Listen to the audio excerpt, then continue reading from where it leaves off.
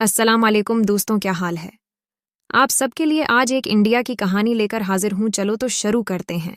भारत के शहर लखनऊ में पहली दफ़ा बल्दिया के इंतखाबात हुए तो अपने ज़माने की मशहूर तवाइफ उम्मीदवार बनी।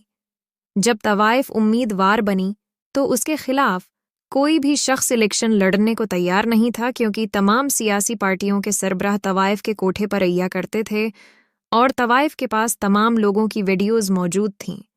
इन हालात को देखते हुए और अपने इलाके की सूरत हाल को देखते हुए एक हकीम ने तवाइफ के खिलाफ इलेक्शन लड़ने का फैसला किया। हर कोई यही समझता था कि तवाइफ ये इलेक्शन जीत जाएगी, लेकिन उम्मीद के बरअक्स हकीम साहिब इलेक्शन जीतने में कामयाब हुए। तमाम लोग हैरान हुए और हकीम साहब से इलेक्शन जीतने का राज पूछा तो हकीम ने बताया कि मैंने अपने दवाखाने के बाहर निज़ामी साहब और ख्वाजा साहब एक दूसरे के सबसे बड़े सियासी हरीफ थे। दोनों काफ़ी उरसे से एक दूसरे के खिलाफ इलेक्शन लड़ते उरहे थे। कभी ख्वाजा की पार्टी फतयाब होती तो कभी निज़ामी साहब की पार्टी कामयाबी हासिल करने में कामयाब हो जाती, मगर इन दोनों के अलावा किसी पार्टी में इतनी हिम्मत नहीं थी कि वो उनके मुकाबले में आ सके। दोनों पार्टियां एक दूसरे को नीचा दिखाने के लिए मुख्तलिफ हरबे इस्तेमाल करते थे। इन दोनों के कारकुनों के दरमियान हर साल लड़ाई झगड़ा जारी रहता था। हालांकि मकामी सहाफ़ियों और मीडिया पर सिंस ने उनको आपस में मिलाने की कोशिश की और उन्हें ये बात बावर कराई कि लड़ाई झगड़े में कुछ नहीं रखा। अगर अब मिलकर इलाके की तरक्की के लिए काम करेंगे तो इससे अच्छी बात और कोई नहीं हो सकती। मगर दोनों फरीक एक कान से बात सुनते और दूसरे कान से फ़ौरन निकाल देते। इस साल इंतखाबात हुए तो दोनों उम्मीदवारों ने खूब तकरीरें कीं और एक दूसरे के खिलाफ अवाम में जहर अगलने की कोशिश की।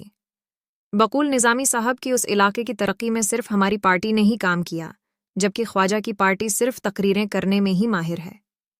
ख्वाजा के बकुल के उस शहर के तमाम मसाइल हमारी पार्टी ने हल किए। शहर में बिजली और गैस की फराहमी को यकीनी बनाया गया।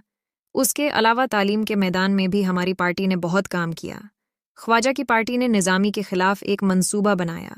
उन्हें किसी तरह इस बात का इल्म हो गया कि निज़ामी को छिपकलियों से बहुत डर लगता है। अगर उसके घर में कोई छिपकली हो तो वो घर में कदम नहीं रखते। एक दफ़ा निज़ामी ने एक बड़े पंडाल से खिताब करना था। ख्वाजा की पार्टी के कारकुनों ने अपना एक कारकन इस पंडाल में भेज दिया। निज़ामी की तकरीर बड़े जोश व खरूश से जारी थी कि भरे मजमे में से एक इदमी ने निज़ामी साहब पर छिपकली फेंक दी। बस फिर क्या था, निज़ामी साहब ने एक चीख बुलंद की और फिर भागना शुरू कर दिया। कारकन इसे पीछे से आवाज़ में देते रहे कि सर वापस आ जाए, छिपकली मरी हुई थी। ये रही वो छिपकली, मगर उसने किसी की कोई बात न सुनी और भागना जारी रखा। निज़ामी साहब की तकरीर लाइव रिकॉर्ड हो रही थी और उसके अलावा लोग भी अपने मोबाइल्स में निज़ामी साहब की तकरीर रिकॉर्ड कर रहे थे। तकरीर करने के दौरान जब ये अजीब व गरीब वाक़या पेश आया तो निज़ामी की तज़लील पर लोगों ने वो फ़नी क्लिप सोशल मीडिया पर वायरल कर दिए। ख्वाजा की पार्टी वालों ने उसका खूब मजाक उड़ाया और कहा कि जिनका लीडर इतना बज़दल हो वो अपनी अवाम की किया खिदमत करेगा, वो अवाम को भी बज़दल बनाकर रहेगा। निज़ामी साहब ने अपने पार्टी के कारकन बुलाए और कहा कि हमें हर हाल में उनसे बदला लेना है। इन लोगों ने मेरी कमज़ोरी का फ़ायदा उठाया और हम अब ईंट का जवाब पत्थर से देंगे। 2 दिन बाद ख्वाजा साहब ने एक कॉलेज में तकरीर करना थी और नौजवानों से खिताब करना था। कॉलेज की इंतज़ामिया के एक नौजवान को बहुत सारे पैसे दिए गए और उससे कहा गया कि किसी तरह भी कोई ऐसा काम करो जिससे ख्वाजा की बेइज्जती हो। नौजवान की जीभ गर्म हो चुकी थी। वो सारी रात सोचता रहा कि ऐसा मैं क्या करूं जिससे मैं पकड़ा भी न जाऊं और ख्वाजा की बेइज्जती हो जाए। आखिरकार उसके दिमाग में एक तरकीब आई। तकरीर वाले दिन उसने माइक के अंदर करंट छोड़ दिया। आइन उस वक्त जब ख्वाजा साहब स्टेज पर आए और तकरीर करने के लिए माइक हाथ में पकड़ा तो करंट का एक बहुत बड़ा झटका सा लगा। ख्वाजा साहब वाइब्रेटर की तरह कांप रहे थे। पूरे मजमा में हलचल पैदा हो गई।